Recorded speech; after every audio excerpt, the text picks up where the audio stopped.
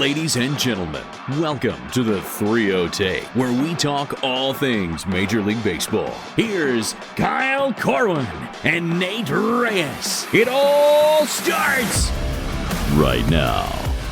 Welcome back to the 3-0 Take, presented by Big League Chew. This is episode 283. I'll be your host, Kyle Corwin, and I'm here with my co-host, Nate Reyes.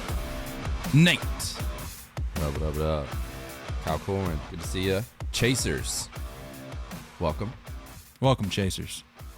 Welcome, Nate. I forgot to give you a little shout out last week. Give myself a shout out a little bit. For what? Well, I finally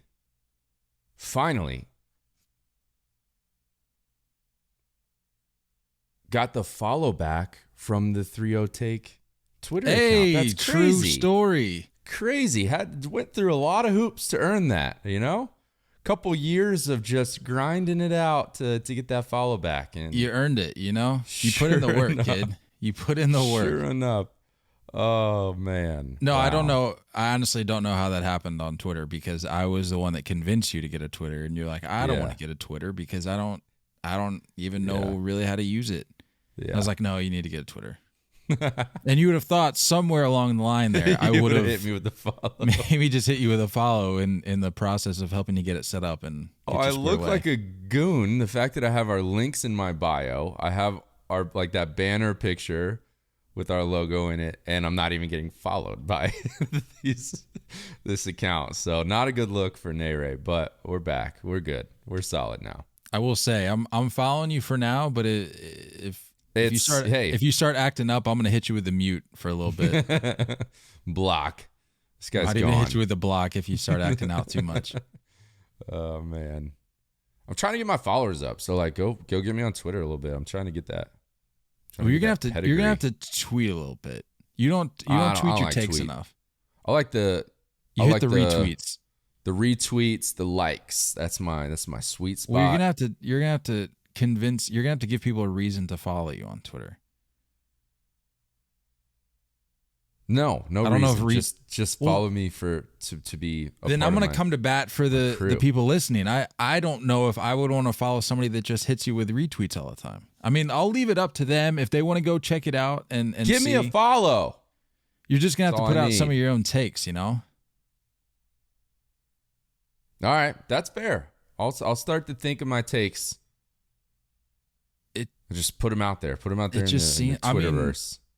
Stephen A. Reyes over here, you would think he'd have a couple spicy part of me ones. wants to save these things for the pod episodes. Well, you can allude to them. You don't necessarily need to throw them out there completely, but you can you can hint at it. You can tiptoe a little bit. It's an art. Breakdown coming on. Mastered. Breakdown coming on this next episode. I'm not doing any breakdowns, but I get what you're saying. I get it. I'll get it going. Which is a great segue into a reminder. Go hit the YouTube. Yeah, need it. Go subscribe. How are we looking right now? We're getting close, right? We're getting there. We need to get up to 500 for the MLB jersey giveaway. We are at 167, so we're growing slowly but surely. We're trending in the right direction. Look, here's the thing. Well, hold on, not to interrupt before I forget, because I know I'll forget because I forgot last episode.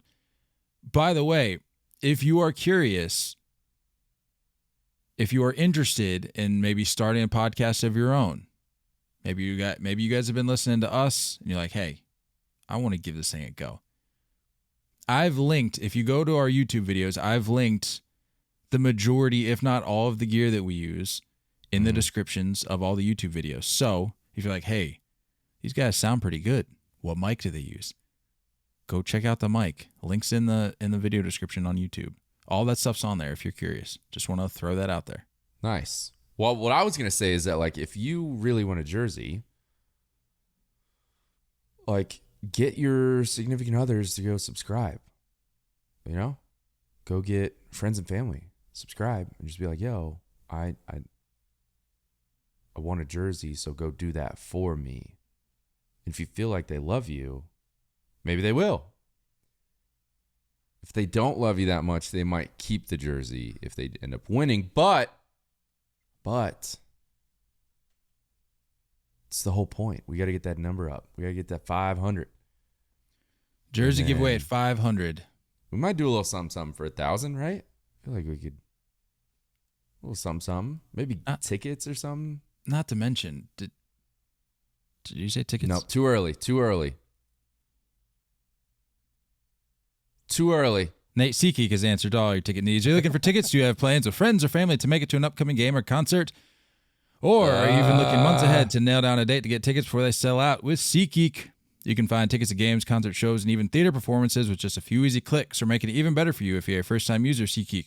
Next time you add some tickets to your cart, use our promo code the number 3, the number 0, take pod. That's our social handle at checkout to save $20 instantly off your first purchase as a first-time user. That's all you got to do to say some of that.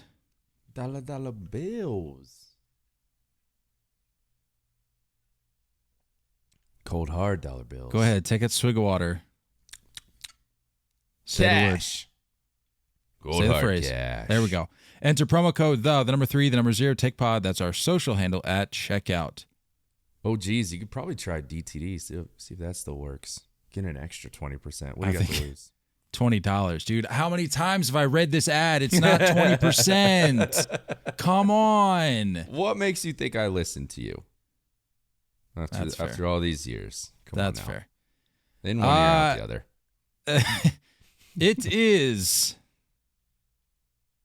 the quarter mark of the 2022 MLB season. We're already here, man. It's hard to believe. One half of a half. That's pretty legit. It's quick. So I figured what better time to, take another little peek at the standings, see where things are at. Some things have shifted. Some teams are playing a little better than others as of late. I'm not going to name names, but just want to put that out there. I think Wink, wink, nudge, nudge. What's great about the quarter mark, half mark, 3/4, specifically this first quarter, I think it just you get reminded. I think fans forget how long the season is. Every year, I don't know why fans just forget. They either get too down or too high, and they don't remember that it's a marathon. Even relax. even in a year where we were concerned that we wouldn't even have baseball, we're still playing a full season. Yeah. So there is legitimately no reason to panic. Right. This early. Just relax. Relax. Unless you're an A's, Nats, or Reds fan. Or Yankees fan. I mean, yeah, there are some Yankees fans that need to just calm down a little bit. Just relax. We weren't gonna go 140 and whatever's left after that. No, relax, calm down. hold on. Where's that? Let me find it. Where's that? I saw it the other day. I think it was yesterday actually. It was here it is. Yankees are on pace for 120 wins. Do you think the New York Yankees are going to win 120 games? No. Credit at MLB on Instagram. Come on now. Yeah, relax, calm down. You think you're a 707 percentage winning ball club? Nate, you and I were just talking about this before we hopped on. That's not sustainable. I'm sorry. But to your credit, those other teams you listed, that seems pretty sustainable. Yeah. I think thinking about ship it in for some of these teams. Call it a year. I mean, the Reds have to be close to being mathematically eliminated. No? What's crazy is that the Pirates have a worse run differential. I was literally about to say, how is that a thing? Pirates have the worst? They have the worst run differential in baseball.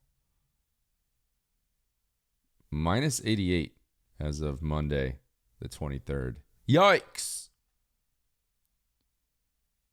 So I'll admit, I'm not all that familiar with the expected win-loss statistic and how much weight that actually carries in conversations such as these, but the Pirates have an expected win-loss of 11-29, the worst in baseball.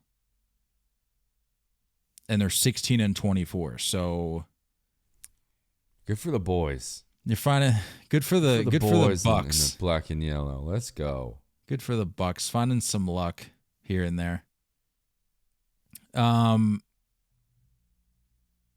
But looking at the rest of the league, what else jumps out at you at this quarter? I think the NL West jumps out at me.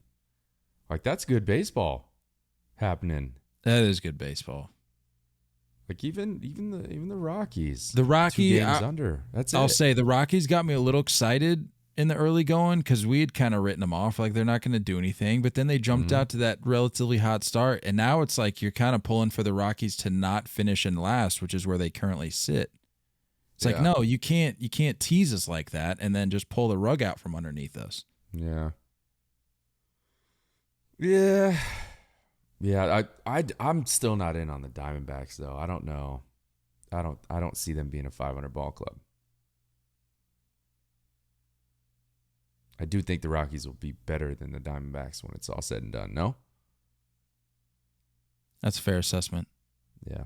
I would agree with you. At what point, panic button for what teams? At what point?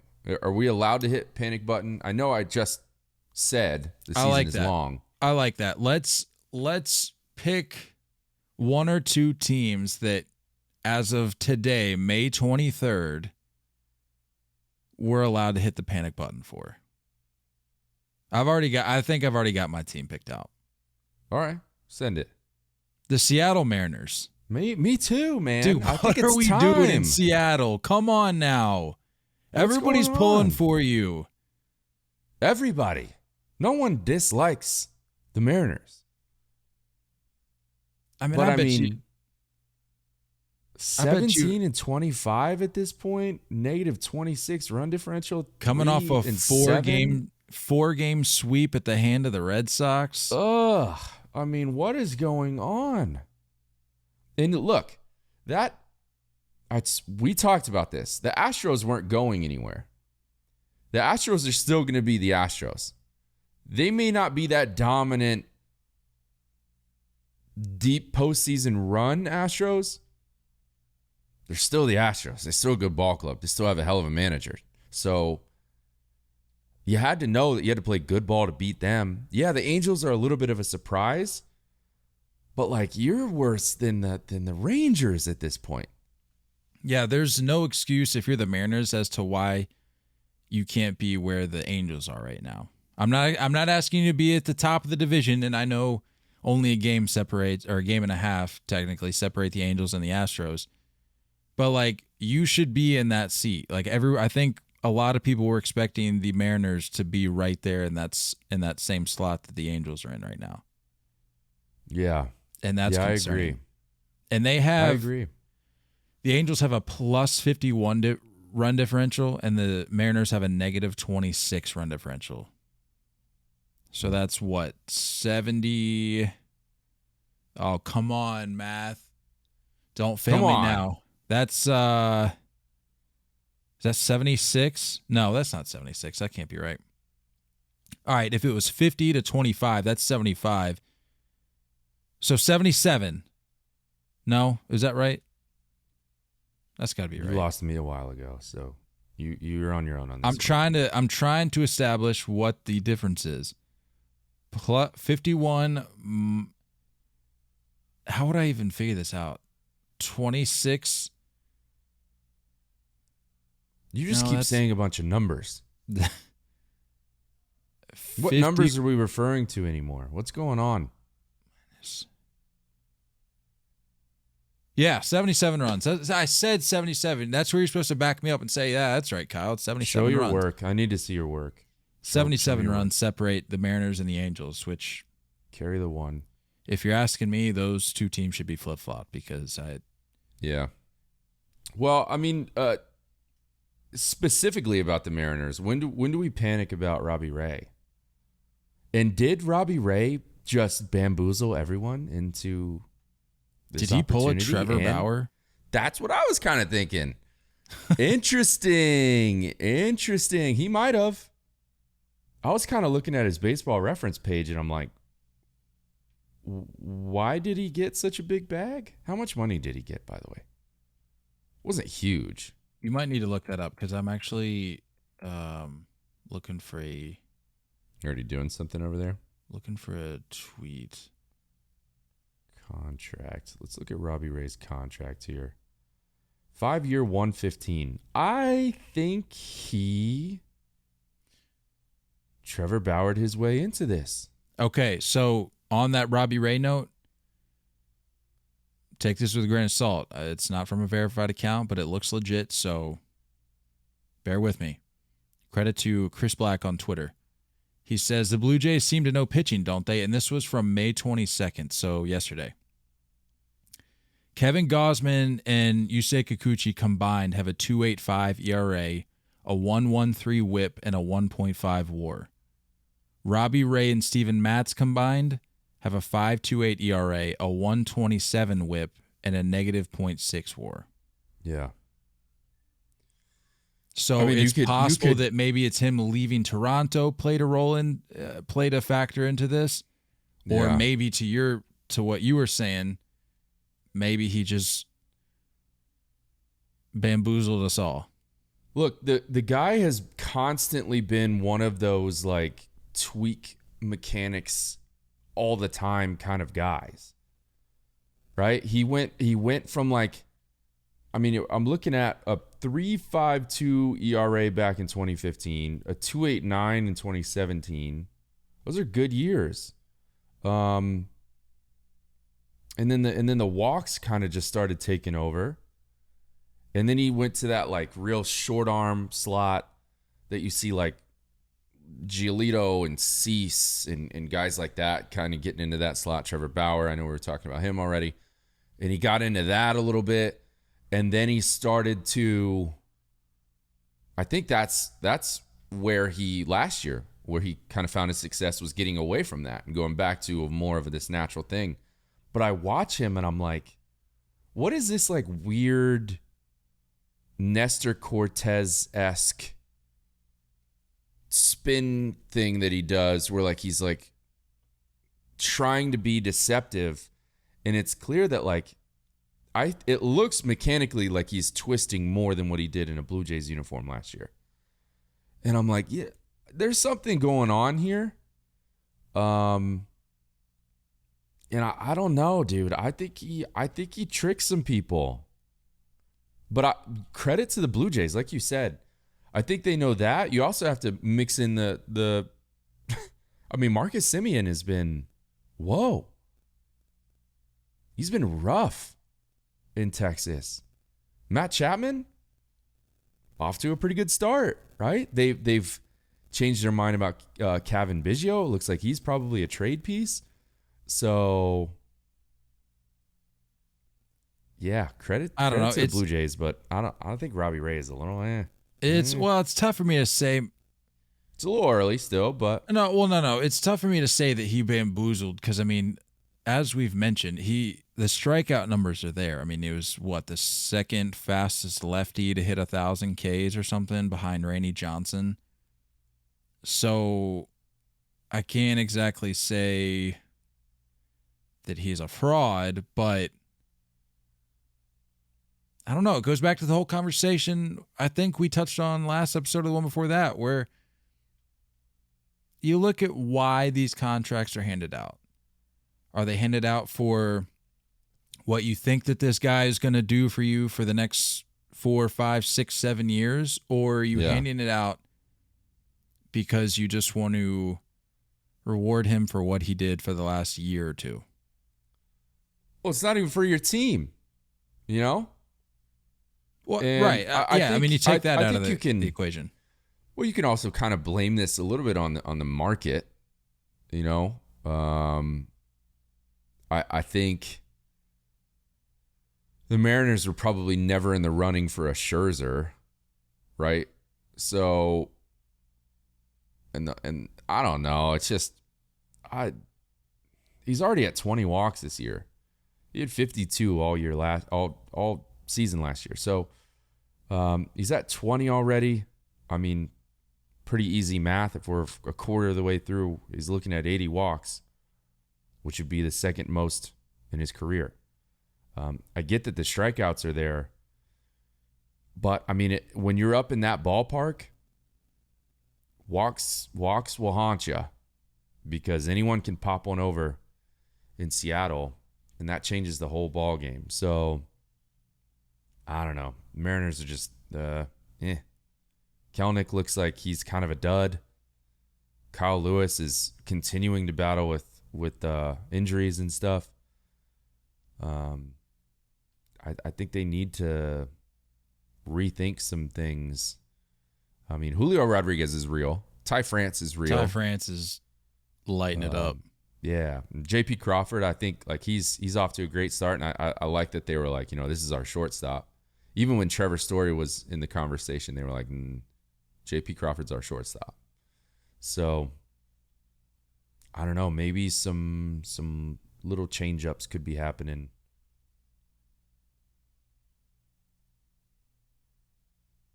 I got some live audio of Robbie Ray pitching.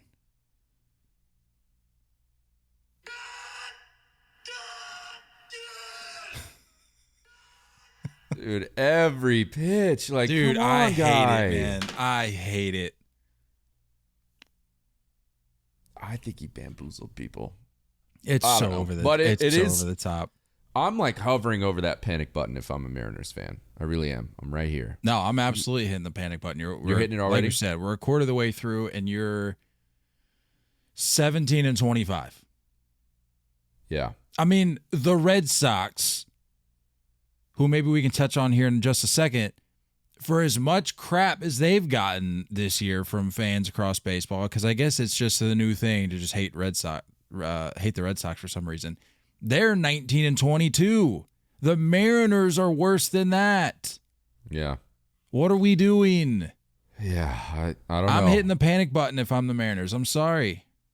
I do agree, and I thought this was going to be somewhat of the start of like this youthful window opening up for the Mariners, and it's not looking good. It's really not. So something's got to give. Well, something gave for our good friend Trevor Story. And boy, did it give. Good Lord, man. It just kept I knew on it was giving. coming, but I didn't know it would come like this. Talk about a timely trade in fantasy, I might add. Good for you, guy. Good for you. Thank you. Thank you. I did miss his, I think it was, 27-point night. He had 3 bombs. Yeah. 7 ribbies. But yeah, that to your point, people forget how long the season is. People were writing this guy off. Oh, he's a bust. You paid all this money for a dud. I think he had an OPS of like 2,000 this week or something for this last stretch. This is just a perfect example of how the law of averages always makes itself apparent in baseball. Always. Yeah, I agree. And there's a reason. Look, there's a reason that guy is who he is. There's a reason he's been, a top 10 shortstop on every list for the last few years.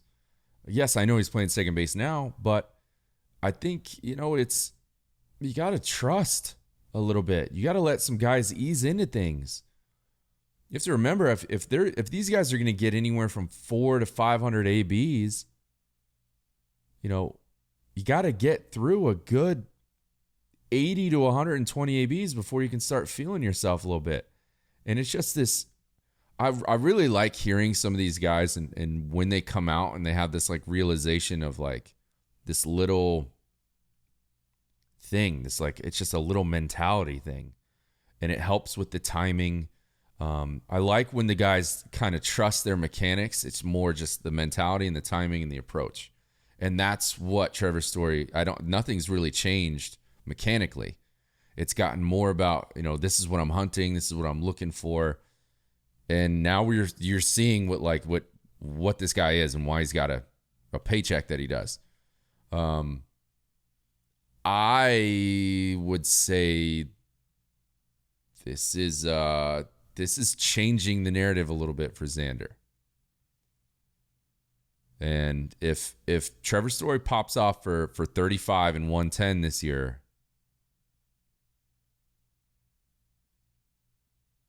no, Xander's bird in the hand, Xander's I don't know.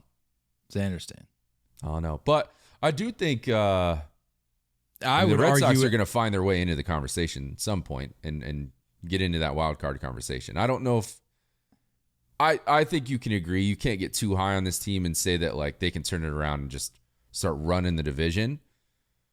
But I wasn't thinking that they're down and out. Like a lot of baseball fans are like, yeah, they're done. They're out this year. It's just not the case. There's too much talent. And Alex Cora is Alex Cora. So you got to know that that's going to account for something. These guys, they know how to play. They're going to be able to play good ball. It's just getting it going a little bit.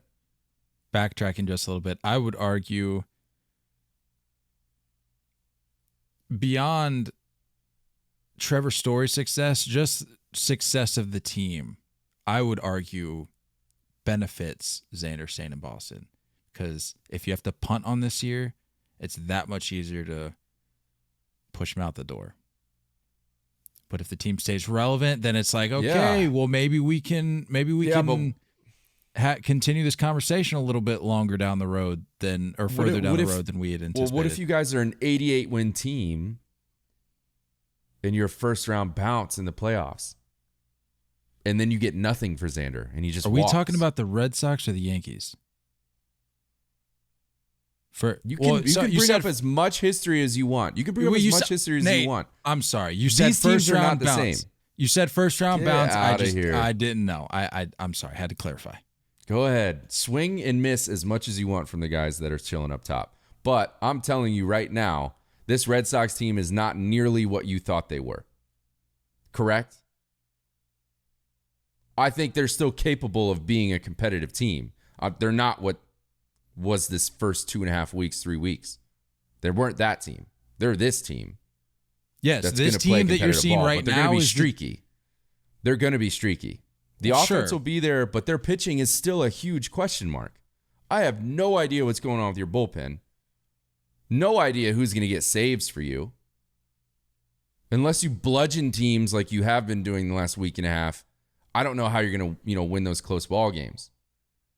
No, so that is a part of the conversation. I want to go on record as saying closer by committee, I think, is the worst concept in baseball. I agree. Have a bad closer. I don't care, but just have somebody that has that role. And if you have to, maybe after a few weeks, switch it up, fine. Yeah. But don't have it on a game by game basis where who hasn't thrown in a couple days that we think is in the right headspace to take the ball now. No. Closer by committee is one of the worst concepts in baseball. I'm sorry.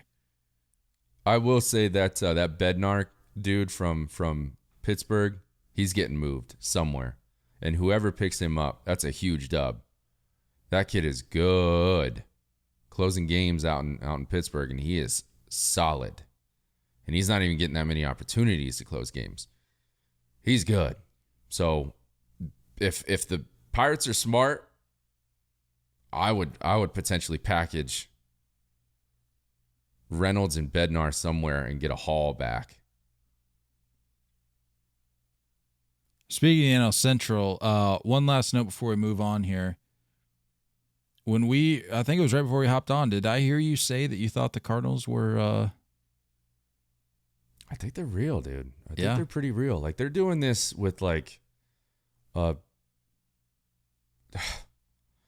just not even normal production, not even close to average production from Tyler O'Neill. I could see them in the running for a Brian Reynolds addition as well. Slide him over to a corner outfield spot. Let Harrison Bader keep doing what he's doing in center. But Tyler O'Neill is like, where are you at, dog? What are we doing? Other dudes just becoming what they're supposed to do. Arenado, Goldie, those guys do what they do. I'd like to see Xander over in St. Louis. I think that's stop. It's not going to happen. I would like that. I think I'd like It's that. not going to happen. I don't know, mid-year. I'm not saying mid-year, but I think at some point that'd be a good spot for him. Paul DeJong is not it. I think the ship has sailed on him. No, I will say I was feeling real bad about the whole Xander situation, but after this nice little stretch here of being reminded of what this team is actually capable of and what it should be able to do for, I would say, Doesn't matter. Good majority of the year. Doesn't change the fact that he's pissed. Stop. He's still pissed off. He's not. I really don't think he is. I think anybody. You look at anybody during the stretch that they just had. Tell me you want to be pissed. I don't care what the situation is. They lowballed him. They lowballed him hard. He's pissed. And what happened? He came back and said, "Hey, I'm still down to talk if you want to talk." I thought that was snubbed like 2 days later. I thought I saw a report saying he's not wanting to talk. Like 2 days after that came out. I do remember reading that, but I thought something else came out. We like talked about the after. thing with like the source close to his friend saying he's done. But again, you look at the stretch that they were in the middle of. Like, who's going to be happy-go-lucky in a stretch like that? I'm telling you, dude, if they can right the ship, which 5 straight, 8-2 in their last 10, it doesn't mean he's taking a pay cut. If you guys have a successful year, I'm not saying that. I'm saying if you guys pull off, I don't think. But how many guys are you going to try and pay with so much money still on the books? How can you get 2 300+ guys between Rafi and Xander? I don't see it. I don't see Xander being a 300+ million guy. That may be How old is he? That may be what Boris wants, but I'm good. If I'm What is he? if 30, I'm the Red 31? Sox, I'm going less on the years. Do what? How old is he? 30, 31? He's got to be like 30. 29. He'll be 30 in October. Oh, that's right. The day before my birthday, October 1st. Yeah, 300. You're right. That's probably a little. I'd say he's probably close. He's going to be in the twos. 220, 230, 240 range. Just drop down the years a little bit. Give him a sizable contract, but we also have to see. I mean, here. he played third when he first came up, but have we seen him play anything else? I can't say I recall. Third and short. It's also another thing. I mean, you're going to pay a 38-year-old shortstop 26, 27 million. I don't even need an 8-year deal, dude. Just give me If he's getting a 240, he needs 8 years. For sure. Even just to keep that AAV down to help Rafi's contract. That's what I mean. I think that's the only way you can get that kind of check that he feels like he deserves and also get Rafi. Because Rafi needs over 3 for sure. Well over 3. Sure. I could even say 350 for Rafi. Let's stay in the division here. Let's talk about this Josh Donaldson, Tim Anderson situation. Dude, what is going on? I don't even know. I feel like it's so manufactured. It's ridiculous. That's a great that's a great word to describe it. I was trying to figure out how to label this situation. Yeah. For one, it doesn't make any sense. It just doesn't make any sense. I don't know. Let's break this down. Tim Anderson said back in 2019 in an interview, he said, "I kind of feel like today's Jackie Robinson. That's huge to say, but it's cool, man, because he changed the game, and I feel like I'm getting to a point where I need to change the game." Tim Anderson, what are you talking about, dude? That doesn't make any sense. I'm sorry. And I can't believe that this didn't get addressed more when it happened. I agree. I didn't hear that quote. I don't remember that from 2019. I didn't know about this until Donaldson's response a couple days ago. What are you talking about? I don't care who you are. You're not Jackie Robinson. If anybody should be offended by this, it's Robinson in his grave and the rest of his family, because that is ridiculous. Don't put yourself ever on that level. Don't ever put yourself on that level. I'm sorry. I don't care who you are. Jackie Robinson went through hell and back barefooted, and still had a Hall of Fame career. Enough. And he's one of the greatest athletes we've ever seen. Stop. You are nothing compared to Jackie Robinson. You will never be compared to Jackie Robinson. And a self-proclamation like that is why I could not be more done. I could not be more unplugged from TA. I was a fan. I was in his corner until I heard these comments that slipped by me because I did not hear this in 2019.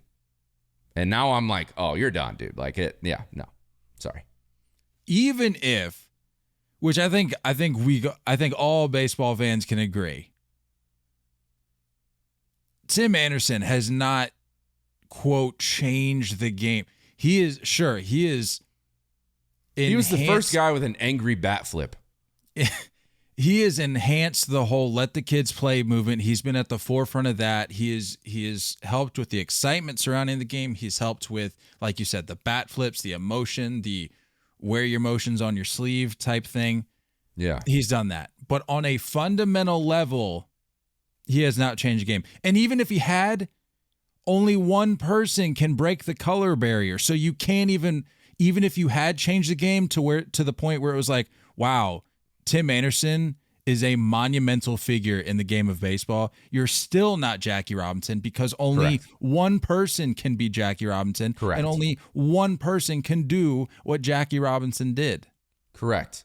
And this isn't someone else saying this about TA. This is him saying about it himself. Like, no, that's not okay. Stop. That's not okay. Does not make any sense whatsoever. And if anything,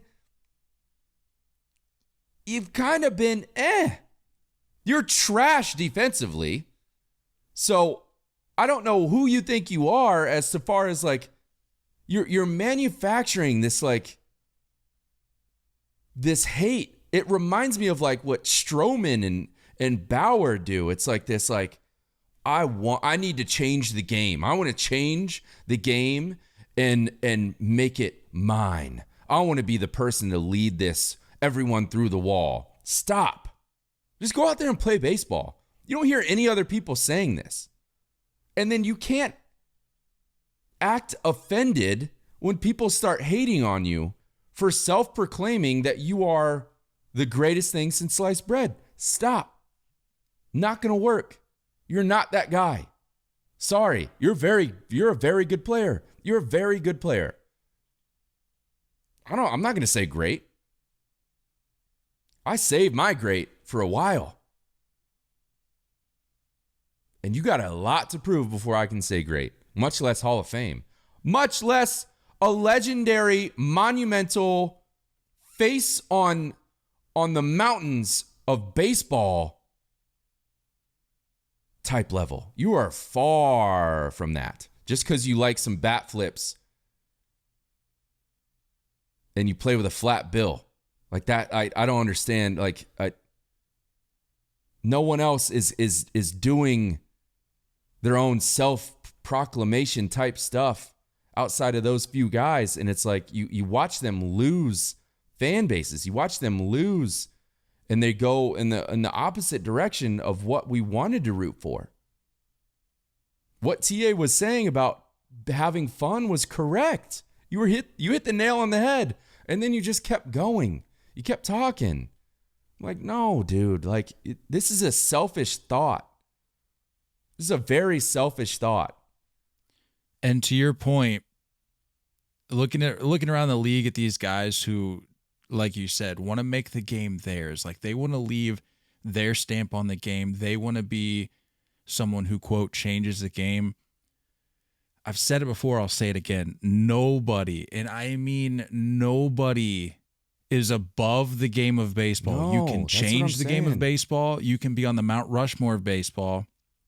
But perfect example, you look at a guy like Babe Ruth, and you think, when you think baseball, Babe Ruth is synonymous. Sure. And you would probably be able to speak to this a little better. J.J. Redick was in the news the other day for his comments surrounding former basketball players who played back in the day, saying, well, they were guarded by, plumbers and firemen. That same argument is being placed on guys like Babe Ruth, and guys like Babe Ruth are being discredited. Yeah. Even for what they did. So there's never going to be a point in time in baseball where there's going to be somebody, I would argue maybe Jackie Robinson's probably the only person that could maybe fit in those shoes. Yeah. To where they're above baseball, because if you're discrediting Babe Ruth, then nobody's safe. I'm sorry, Right. nobody's safe. Right. I agree. So to think that you're going to change the game to that level, I'm sorry. Yeah. Can't. I agree. With that said, Josh Donaldson, buddy, this doesn't even make any sense. Regardless if you feel the same way maybe we feel or others feel, why are you pulling at this thread? This was 2019, guy. Yeah. Well, he did say he's been calling him Jackie for the last few years. And he did say that they had shared some laughs over it before. Which I don't even know if I really believe that. Like, I can't tell. Is that an inside joke? Because if it is, it's not that funny. Yeah, I can't tell. I think it was probably... that's making fun of him for sure. You know, that's like but that's not a topic. That's not a road you go down. Like, yeah, I don't know. I don't think the race card is at all involved. I don't think it's anything. Josh Donaldson is a instigator for sure, and you hate him when he's not playing for your team. You love him when he's in your clubhouse and he's that guy, but you hate him otherwise. So I understand. I didn't like Josh Donaldson. I still don't know if I like Josh Donaldson. But I like that he's in my clubhouse. I like that he's with the Yankees right now. He's giving him a little bit of an edge. But like it just feels like a lot of backpedaling in certain ways with his comments. And I don't know. This all started from a little bit of a shove on a back pick to third. Yeah, which, like I said, that was a little excessive, if I'm being honest. You disagree, but I'm like, I don't know if you really if it warranted all that. But yeah, Donaldson, it could have just been a bad delivery. He could have been trying to like joke and play around with it, and then it backfired on him. Who knows? I have no idea. He said he was trying to diffuse any lingering tension with the players or when the players crossed path earlier in the game, and this was Saturday. He said, I thought that was a joke between us because we've talked about it before. That's why I thought it was funny between us. Again, I'll say I don't see where the comedic material is at here in all of this. It just doesn't seem funny. Like, yeah, you can think a guy is maybe over the top for labeling, kind of like what we were saying, that maybe don't call yourself the modern day Jackie Robinson. Yeah. But I don't understand how that becomes the source of an ongoing joke. Like, that's not. Yeah, I don't buy it either. I think you're right. I don't really buy it either. And I don't know. I don't know if it's maybe something that like there's some type of like underlying responsibility that Donaldson feels like he may have of trying to be that guy more so for this team than he ever has been before. I thought he just naturally was. It seems like it's a little forced with the Yankees. Like he's trying to be an instigator on purpose. He's trying to aggravate other players.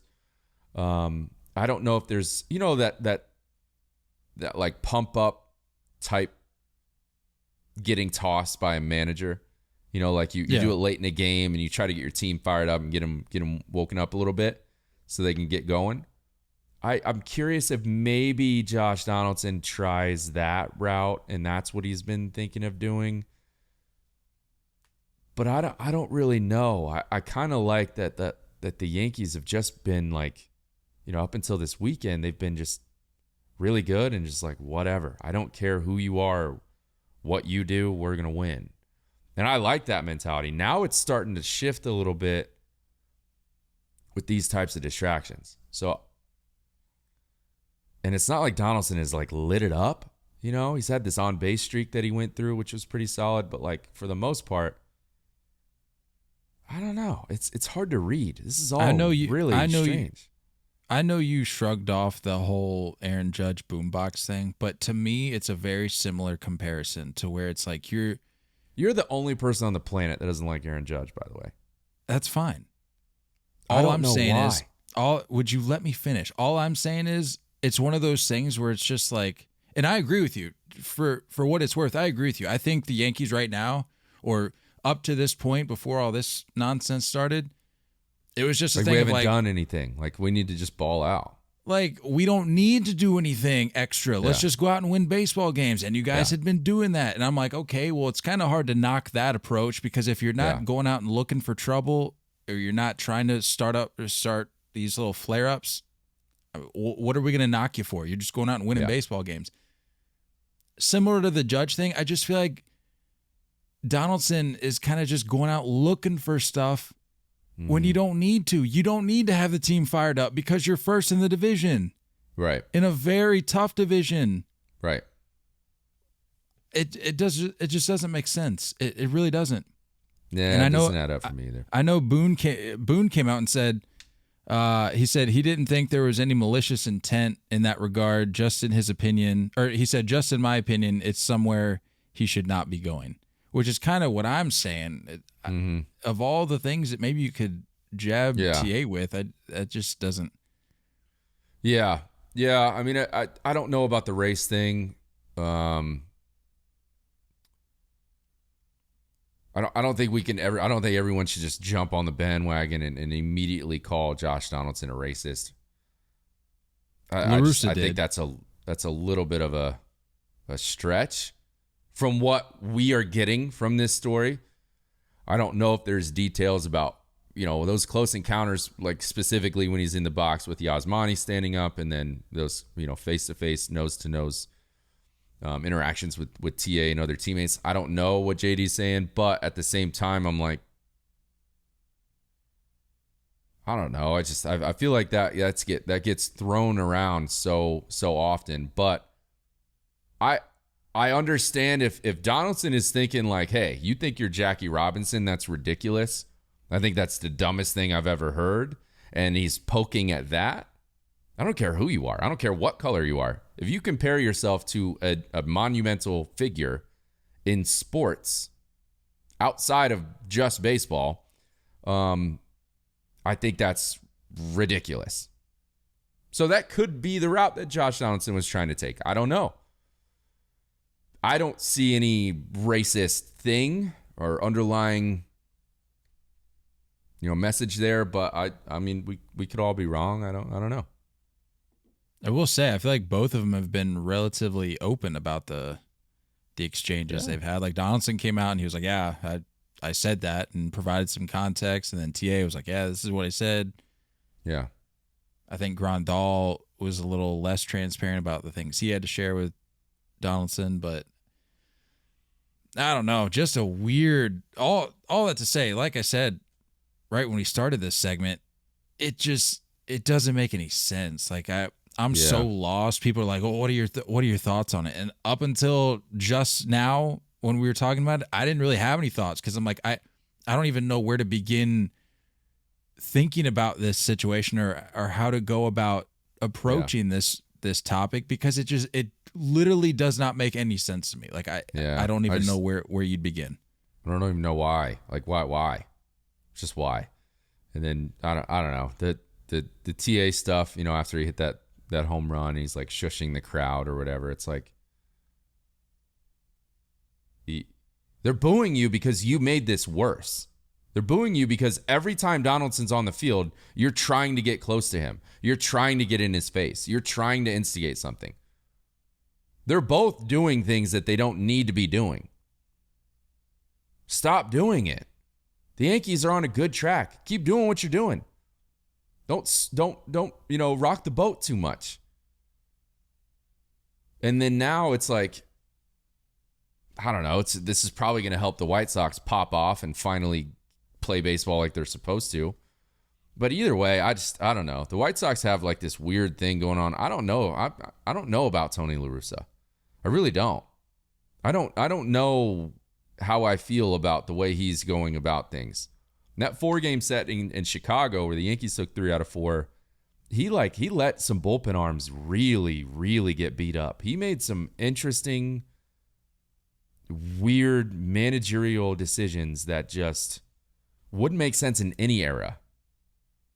And I'd be pissed if I was Joe Kelly and whoever that lefty was that gave up a nuke to Stanton. It's like, why? What are you doing? How are you managing this game? Seems a little strange, and they're definitely underwhelming right now. I know the injuries, but still.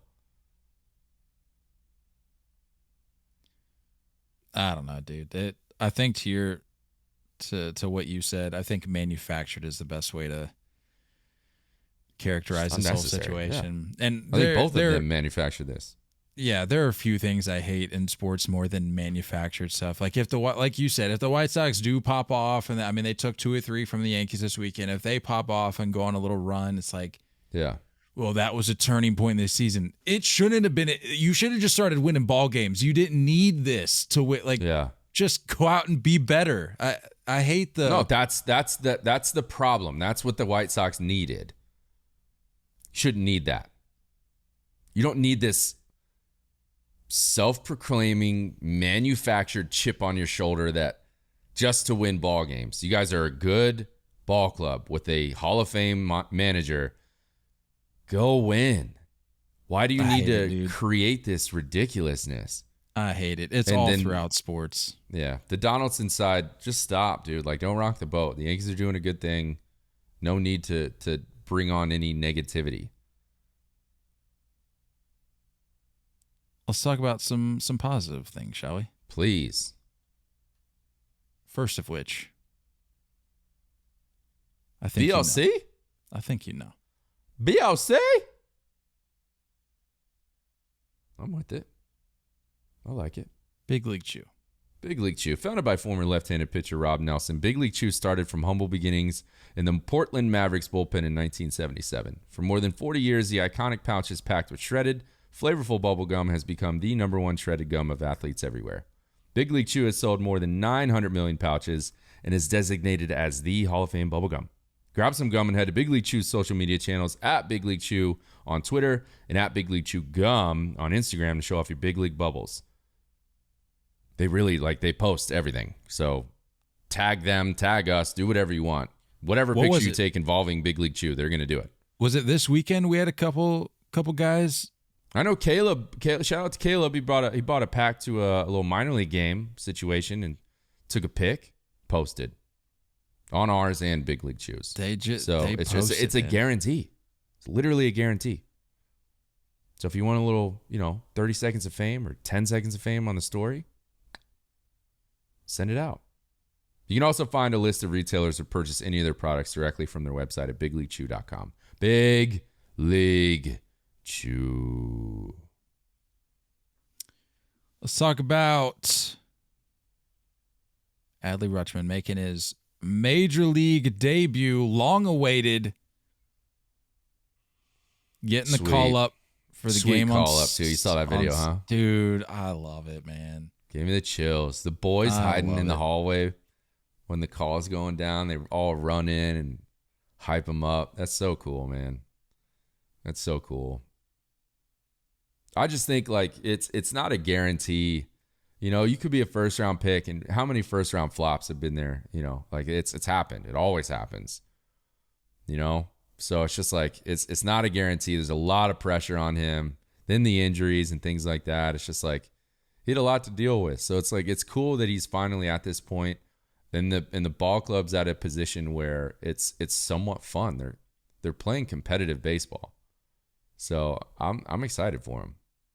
Yeah, the only thing a first round selection guarantees you is a fat check up front. Other than that, you're you fall right in line. There's no guarantee that you're gonna have a 20-year career as a first rounder. Yep. So time will tell on that front. But for the time being, it's great to see him get the call up. Got the debut on Saturday versus the Rays. Was hitting 6. Had a triple in the 7th for his first big league hit. Which can we just talk about that for a second? That's some homeschool. That's a some home cooking. Scorekeeper. That's come on. Some home cooking for the old. Come on now. The old triple. Brett Phillips did everything but sit on that ball in right field, dude. Yeah, sit on it. Maybe read it a story before throwing it back in. Unbelievable, Brett. Come on. But hey, he gets it. I love Brett Phillips. You know what? This is a special moment for this kid. I'm going to make it a little more special. A catcher of all positions, starting off his career with a triple. Gotta love that. I like it. I don't know how you like it. A triple though. Yeah, it can't be. I think I like the way he fits the bill, dude. He looks good. He's a big switch hitting catcher, and it's just like he's been in the black and orange for a while. So we saw him in college, and then like now he's just like he's fitting in, and like I want him to fit in. I want this to work. I don't want the Matt Wieters type path. Well, that's what I was going to bring up, because I'm seeing Orioles fans saying all cap. I get it. You're excited. So I'm not going to rag them too hard here, but yeah, I just want to maybe temper the enthusiasm a little bit. They're saying, "Oh, the O's are back. The O's are back." Did you not see how the whole Matt Wieters chapter ended? It wasn't good. Yeah. So I'm not saying Adley is Matt Wieters or vice versa or whatever, but just give the kids some time. Yeah, let them ease in. But their core, I'm telling you, dude, like I feel bad for Brandon Hyde because like he's not gonna get the credit for what this team is gonna do in a few years. He's not gonna get the credit, and he's stuck around, and you know their GM has done a good job of getting a good solid core together. When you talk Cedric Mullins and Rutschman and Mountcastle and Austin Hayes. I mean, I don't know if Trey Mancini is going to be a part of that window at all, but I like what they're starting to put together. Zimmerman looks pretty good from the mound. So, I mean, like they're starting to, I think they have a really solid reliever too. I'm slipping on his name. They're starting to do some things that like, it's good. It's good for baseball when you watch these teams that are actually putting effort into rebuilding. They're not just punting every year and trading these dudes away every year. They're holding on to these guys. They're letting them get their playing time, and they're playing competitive baseball. They're not laying down for anybody. And I like that. Good for the Orioles, good for Baltimore, good for that ballpark. That ballpark deserves a winning ball club. Dude, I'll give Orioles fans all the love in the world, man. There's some diehards in that fan base, and they deserve it, dude. Whatever success awaits them and down the road, like they deserve it, man.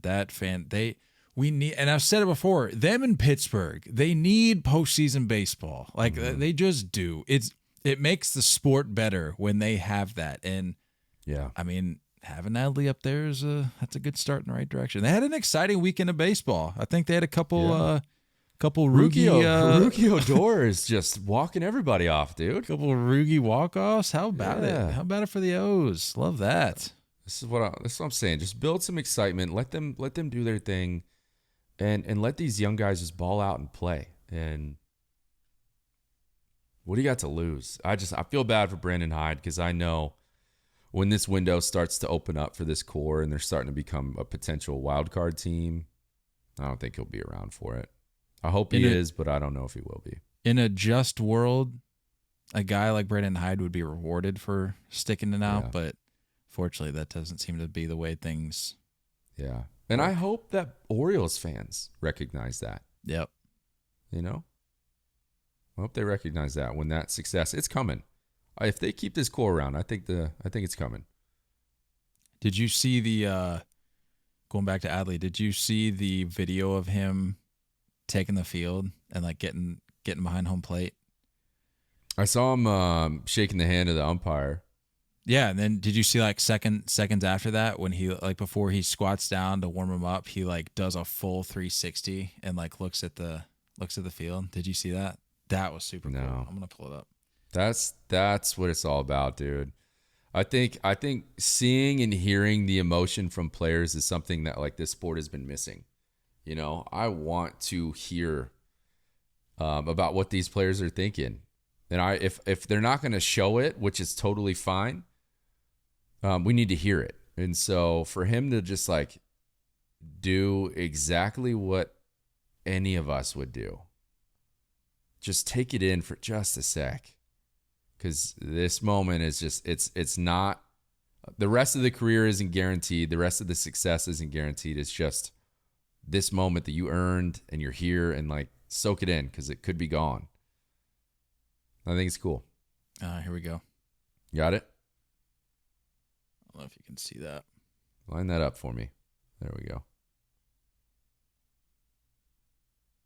Yeah, he's scooting some dirt around. Yeah, take it in.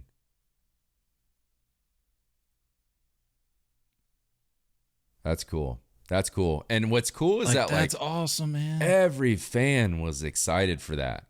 Every fan was excited for that. You don't get too many prospects that get that kind of recognition and that kind of excitement. I mean, even with like, I don't know, when like Casey Mize came up for the Tigers, I don't remember that kind of reaction from fans.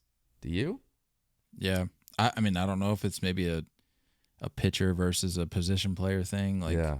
I'd be curious to look at maybe a larger sample size to see maybe. But you heard the announcement. You heard the announcement.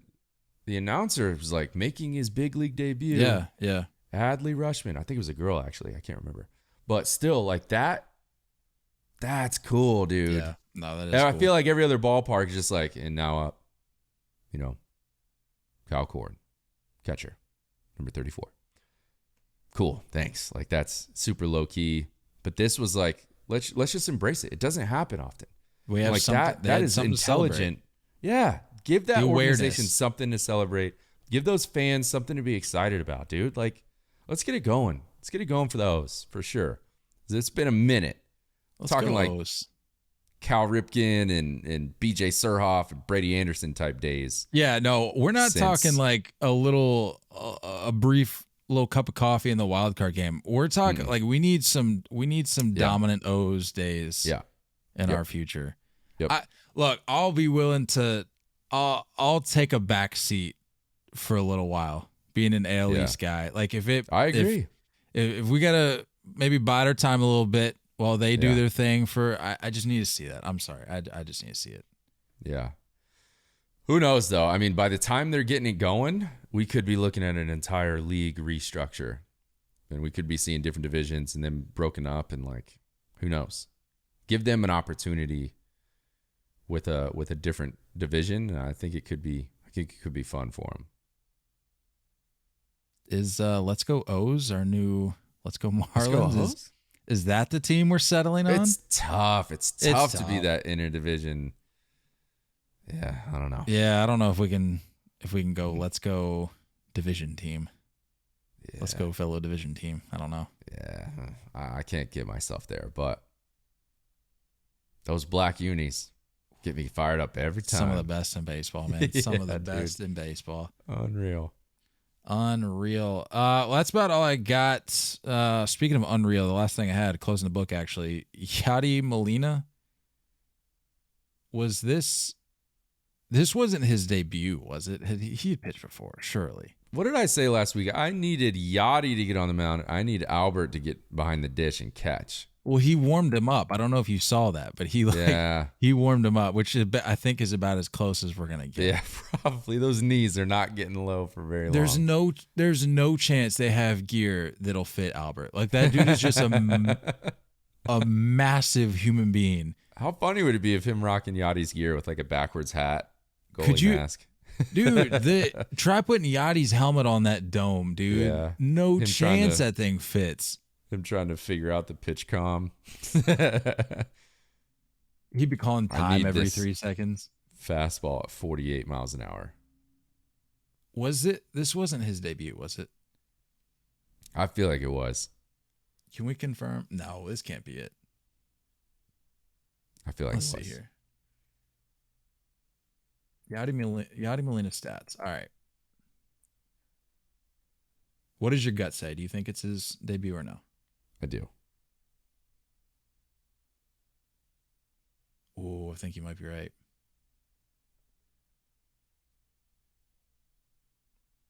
I don't know why. I just he Yep. made it. He Yep. made his MLB debut at third base back in 2019. I do remember that. I Yeah, don't if know you if go I to remember Baseball that. Reference, you can go to the Yeah, pitching his position. category, and if you go down to standard pitching, all it shows is Wow. this I last just one. feel like I didn't hear as much about I didn't hear that debut buzzword as much as I did with Pujols. I mean, I know Yeah. Pujols, but Well, I I just think feel it's like just because of the age thing for Pujols, being the oldest pitcher I to mean, make his debut Yadi's or whatever. Is Yadi's he right older? behind him. Oh.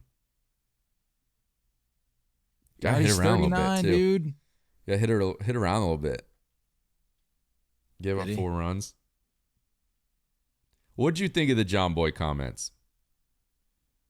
So That tweet that he put out. for those, let me find it because I don't want to misspeak here. For those wondering about the John Boy comments, he came out and said, where is it? When did he make his debut? Was it Saturday? I think it was Sunday. It was yesterday. I should have this on deck. My bad. It's on you, dog. Let me find this for you real quick. Where is it?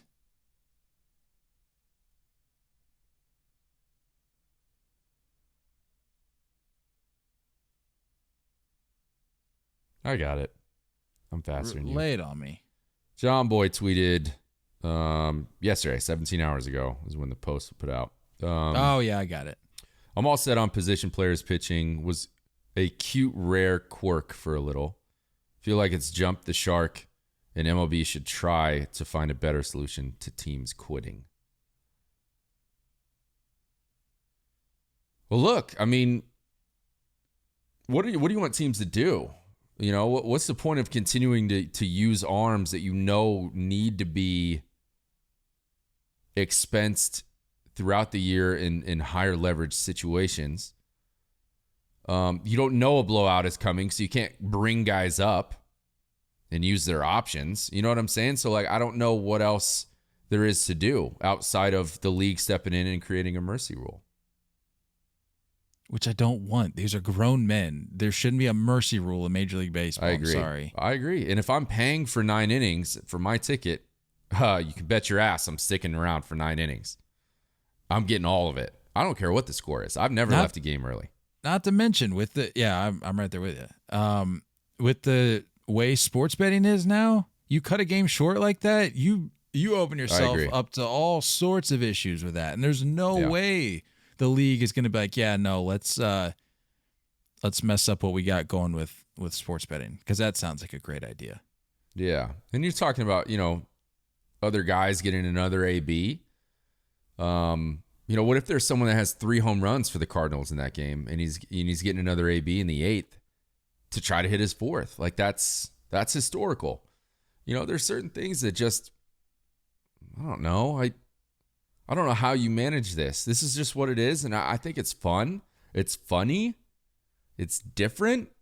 It brings some type of entertainment to an otherwise very unentertaining game where it's a 17-run game. Who's going to turn that on? So I also want to see more of, like, dudes hitting switch hit. Like, Rendon going up lefty was cool. It's fun. It's different. Why not? Like, let's just be funny. Let's we play 162 games. Thank you. This is a loss and this is a dub. Whether it was a 1-run game or 17 runs, it's a loss and a dub. So at a certain point, when it's that bad, have fun, please. Like, remember what this sport is about and just, like, have fun. Make it entertaining for the fans that are still around. That's funny. No, I like the legend stepping up and doing it, by the way. Oh, like yeah, Yachty, like Albert. I understand, that's something like, the we Brett haven't seen Phillips. enough of. Yeah, I want more of that. Like, give me, like, Evan Longoria on the bump for the Giants. You know what I'm saying? Like, those types of guys that have been around for a hot minute and you can see them smile and relax and have fun. That should be a segment we should do one of these episodes is go around the league and pick a guy from each team we want to see take the bump. I like that. That'd be legit. But yeah, I'm in total. I couldn't be in more disagreement with that particular comment. I'm all about it. Like, just give me the position players. What else are you going to do? There's no alternative. Yeah. And we play 162 games. You're getting into the business side of things if you're cutting games short. Yeah. Like you said, betting and people that paid for those tickets, Tickets? I went to the first game I took Paige to was in San Diego, and the Padres put up like 19. It was a blast. It was fun. She loved it. I was like, please don't get used to this because this is not normal baseball. But think about those types of people, the people that are kind of, baseball's all right. I'm not a huge fan, but like I'll go. Think about those people. Do you want the game to stop short for them? Do you want to explain that to them? Think about the children. There you go. And think about the fact that we have got the 3-0 fake number 3 coming to you next episode. We'll see you this Thursday. We're talking Denver Airport and the Illuminati. Ooh, my. What a wild relationship. Weird stuff going on in Denver. Just wait, folks. I'm gonna let you run wild with this one. This is quite an interesting little conspiracy that we got lined up for Thursday. Yeah. Which, by the way, the people are loving. So thank you for coming up with the name and the segment and all that. The people are loving it. They're anxiously awaiting to find out what's next. I said, all right, we got this one lined up. What's after that? And they want to know. Hey, look, if you're not going to learn something about baseball, we got to teach you something here. So, once a week we can teach you a little something, maybe a thing that you need to be questioning, not just taking it and saying that's normal. It ain't. You gotta learn a blue giant horse with red demon eyes, named after the devil, outside of a airport. Not something we should just accept. That's not normal. I think we need to question some things. Also, a haunted horse. We'll get into it. Okay, little teaser. That's all I got for the people, unless you got anything else. Negative. Peace out, everybody. Have a good week. Let's go. Let's get it. Don't go chasing curveballs. We love y'all. And as always, looking forward to talking more baseball with you guys soon. Until next time, stay filthy.